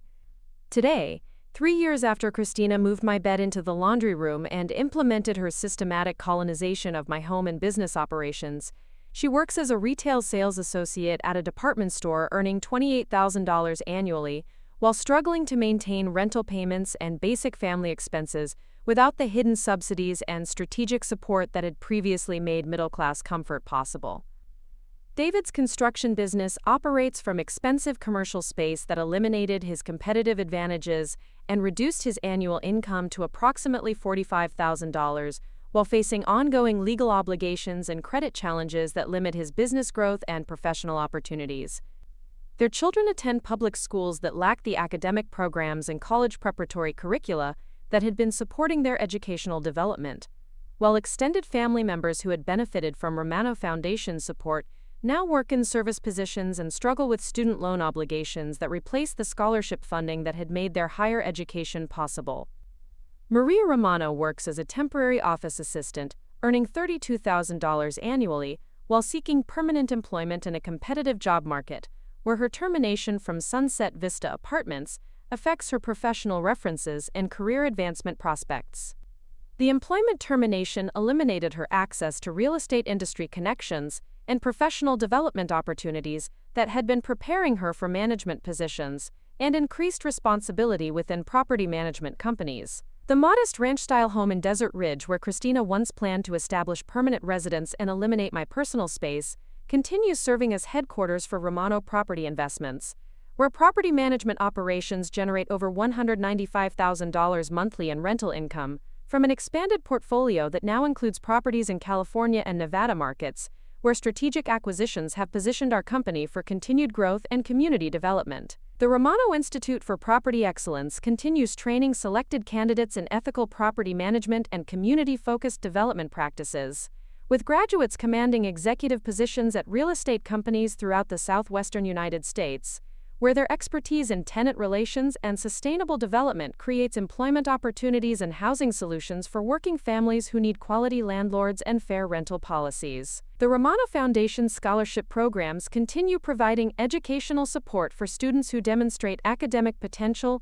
financial need, and appropriate respect for elderly relatives and family relationships that honor the philanthropic traditions that make educational advancement possible for deserving young people who understand the value of gratitude and family loyalty. The legal precedent established through successful elderly abuse litigation against Christina and David Romano has been cited in multiple subsequent cases involving property rights violations and family exploitation of elderly relatives, providing legal protection for elderly property owners who face similar abuse and establishing standards for appropriate treatment of elderly individuals whose generosity and financial assistance deserve respect and appreciation rather than entitled exploitation. Sometimes the most important lesson you can teach ungrateful family members is that real estate wealth and business success aren't family entitlements available for abuse and colonization, but private resources that belong to individuals who have earned the right to determine how their life's work benefits others based on demonstrated respect, gratitude, and appropriate behavior that honors elderly relatives and recognizes that property ownership includes legal rights that protect against family exploitation regardless of relationship status or assumed family obligations. Christina learned that elderly relatives who appear to need family assistance may actually control property empires worth millions of dollars, possess the legal authority to eliminate comfortable lifestyles as quickly as they were created, and maintain business relationships that determine housing, education, and employment opportunities for family members whose success depends entirely on continued access to wealth and strategic support that requires appropriate treatment and genuine appreciation. The bed that Christina moved into my laundry room symbolized her fundamental misunderstanding of power dynamics, property rights, and family relationships, assuming that elderly relatives represented burdens to be managed rather than successful business owners whose generosity and financial assistance deserved respect and gratitude that should guide family interactions and housing arrangements. What would you have done if your daughter-in-law moved your bed into the laundry room while systematically colonizing your home and eliminating your business operations? Have you ever encountered family members who took elderly relatives for granted while assuming their financial support was permanent and their property was available for family use without permission or appreciation? Share your thoughts in the comments below and let me know if this story has inspired you to examine your own assumptions about elderly relatives and their potential property wealth, business success, and legal authority to determine how their generosity benefits family members who either demonstrate appropriate respect or learn expensive lessons about elderly exploitation and property rights violations. And if you found this story of real estate justice and family boundary enforcement inspiring, make sure to like this video and subscribe for more stories of people who discovered that abusing elderly relatives and violating property rights can result in consequences more expensive than they could ever imagine, and more comprehensive than justice usually provides in family situations where assumed relationships and entitled behavior meet property law and business authority that protect elderly individuals from exploitation regardless of family connections or housing arrangements. Remember, real estate wealth isn't family property available for colonization and abuse. It's private resources that belong to elderly individuals who have earned the right to determine how their life's work benefits others based on demonstrated respect, gratitude, and appropriate treatment that honors property rights and recognizes that family relationships require mutual consideration rather than entitled exploitation of generous relatives whose business success and financial assistance deserve appreciation rather than systematic abuse and elderly mistreatment that violates.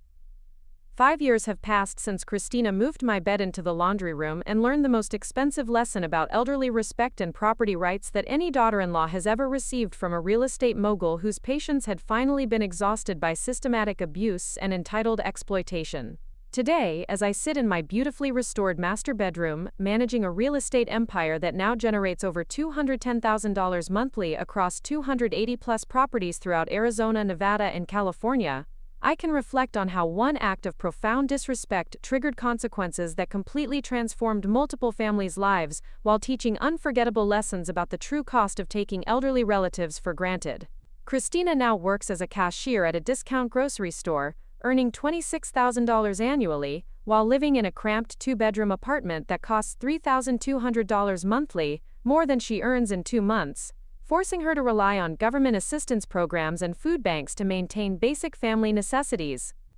Her dreams of marketing career advancement disappeared when background checks revealed the elderly abuse litigation and property violations that made her unemployable in professional positions requiring ethical judgment and trustworthiness. David's construction business collapsed entirely after losing his commercial lease and industry connections, forcing him to work as a general laborer for other contractors earning $18 per hour without benefits, health insurance, or the professional respect he once enjoyed as a business owner. The legal judgments and damaged credit rating eliminated his ability to secure bonding and insurance necessary for independent contracting, permanently ending his entrepreneurial aspirations and relegating him to supervised manual labor. And naksting sindestrikens, the plaintiffs of mural labor and a fuel fees daprager. Their children, Emma and Lucas, now attend overcrowded public schools where they struggle academically without the advanced programs, tutoring support, and college preparation that had distinguished their private school education. Emma, now 16, works part-time at a fast food restaurant to help with family expenses, while Lucas, 14, has developed behavioral problems and declining grades that reflect the stress and instability that replaced their once comfortable family environment. Christina's sister Maria, after losing her leasing agent position, eventually found work as a hotel housekeeper, earning $24,000 annually with no benefits or career advancement opportunities. The termination from Sunset Vista Apartments eliminated her real estate industry experience and professional references, making it impossible to return to property management or pursue the career advancement she had planned through my company's mentorship programs. The extended family members who lost Romano Foundation scholarships faced devastating educational disruptions that permanently altered their life trajectories. 3 cousins were forced to withdraw from university programs and now work in retail and food service positions while struggling with student loan debt from their incomplete education. 2 nephews lost opportunities for graduate school funding and settled for entry-level jobs that will likely define their entire career prospects. But perhaps the most profound consequence of Christina's entitled behavior was the complete elimination of intergenerational wealth building that had been elevating our entire extended family for decades. The systematic financial assistance, educational funding, business partnerships, and strategic support that had created middle-class comfort for dozens of family members was permanently redirected to deserving recipients who understood the value of respect, gratitude, and appropriate treatment of elderly benefactors. The Romano Foundation now provides scholarships exclusively to unrelated students who demonstrate not only academic potential and financial need, but also documented respect for elderly relatives and understanding of family responsibility. Our scholarship recipients regularly visit elderly family members, assist with household tasks, and express genuine appreciation for educational opportunities, demonstrating the character qualities that Christina's family had never exhibited despite years of generous support.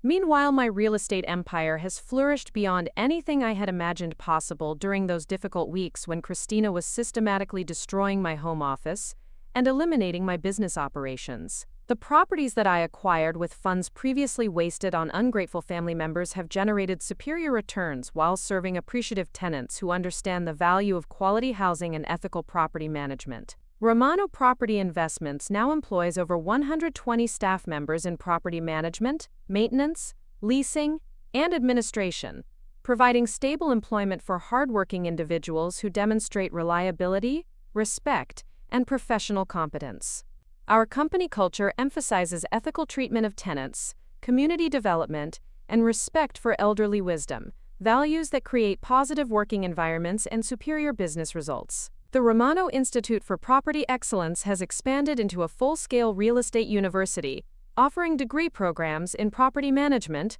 community development, and ethical business practices. Our graduates lead real estate companies throughout the Western United States, implementing sustainable development practices and tenant-focused policies that improve housing outcomes while generating excellent returns for socially responsible investors. International recognition for our community development work has attracted consulting opportunities with municipal governments, nonprofit organizations, and socially responsible investment funds seeking guidance about ethical property development and community-focused business strategies.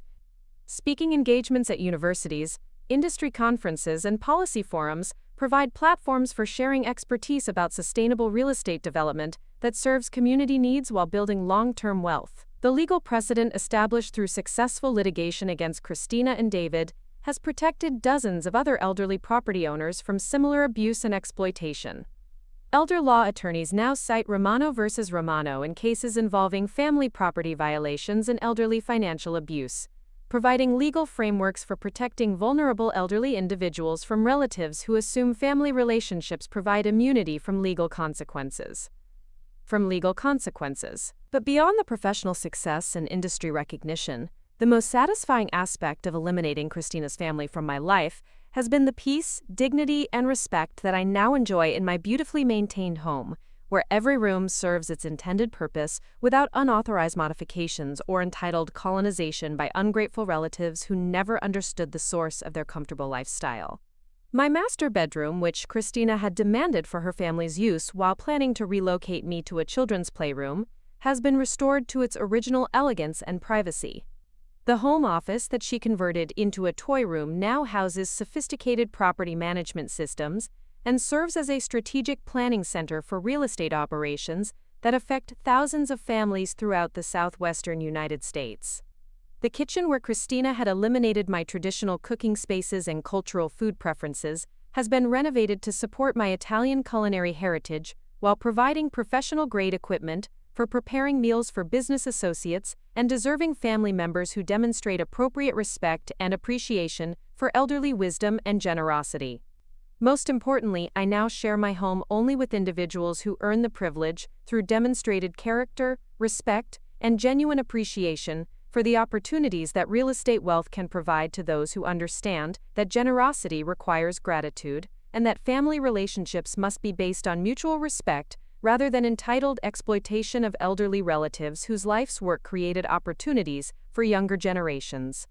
The profound lesson that Christina learned, at a cost of nearly $900,000 in eliminated benefits and permanent lifestyle destruction, is that elderly relatives who appear vulnerable or dependent may actually control resources and legal authority that can determine entire families' financial futures based on how they choose to treat the individuals whose generosity has made their comfortable lives possible. Her assumption that elderly women represent burdens to be managed rather than successful business owners whose respect and appreciation should be earned through appropriate behavior cost her everything she thought she had achieved through personal merit, while revealing that her family's success had always depended on hidden assistance and strategic support that could be withdrawn as quickly as it had been provided. The bed that she moved into my laundry room became a symbol of her fundamental misunderstanding about power dynamics, property rights, and the true source of her family's financial advantages.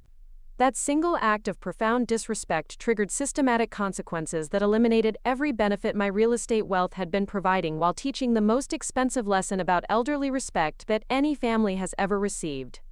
Today, as I manage real estate operations worth over $5.8 million while enjoying the peace and dignity that Christina's absence has restored to my home,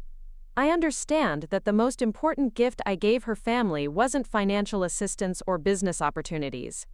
It was the unforgettable education about respecting elderly relatives and understanding that property wealth requires appropriate behavior and genuine appreciation, rather than entitled assumptions and systematic abuse. Sometimes the greatest kindness you can show ungrateful family members is teaching them that actions have consequences, that elderly individuals deserve respect regardless of family relationships, and that real estate empires aren't family property available for colonization, but private resources that belong to individuals who have earned the right to determine how their life's work benefits others based on demonstrated character and appropriate treatment. The lesson Christina learned will benefit her for the rest of her life. Never assume that elderly relatives are powerless, never take family generosity for granted, and always remember that respect and gratitude aren't optional. They're the foundation of relationships that determine whether family wealth creates opportunities or eliminates them entirely, based on how recipients choose to treat the individuals whose success made their comfortable lives possible. Remember, real estate wealth isn't inherited. It's earned through decades of hard work, strategic planning, and ethical business practices that deserve respect and appreciation from family members who benefit from generosity that should never be taken for granted or repaid with abuse and exploitation of the elderly individuals whose life's work created opportunities for everyone around them.